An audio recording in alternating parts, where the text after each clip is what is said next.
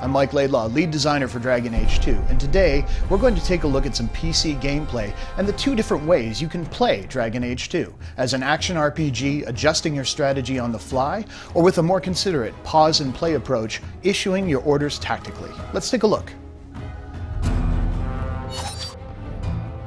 So let's take a look at how Dragon Age 2 plays if you tackle it like an action RPG. If you want to play in real time, you can absolutely do so.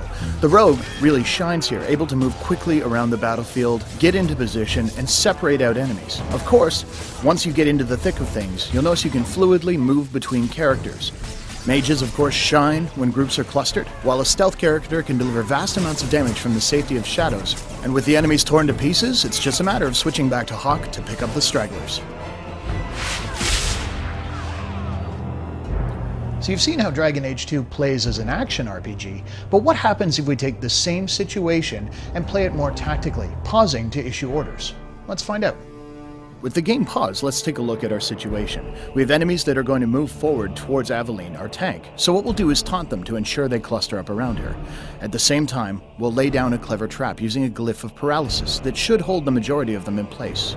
While we're at it, we have two groups of archers in the back, so using both of our rogues, we're going to toss miasmic flasks to stun them, taking them out of the fight for a short period of time as well. The enemy's approaching, they hit the trigger, perfect, they've fallen into our trap like we expected. And now we're able to cut down the back ranks, using our archer to eliminate theirs while they're stunned. The tank, of course, Aveline, can move in and start dishing out damage while the defenses are down on the paralyzed foes. Now that they're gathered up, let's take a look at the situation as it's evolved. Switching to Hawke, you'll notice that the enemies are all kind of standing in a row, perfect for a knockdown attack, which will scatter them off their feet and unable to move out of a rain of arrows that Varric will lay down over the battlefield. And there it is. Now switching back to our mage, we register the enemies are starting to weaken. We're going to use a top-tier mage ability, Firestorm, raining down from the heavens to eliminate the last of our foes. So this is just an example of how a well-coordinated team can deal with an encounter where they're vastly outnumbered.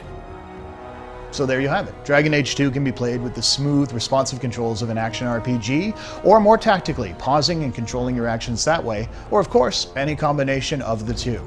Thanks for watching.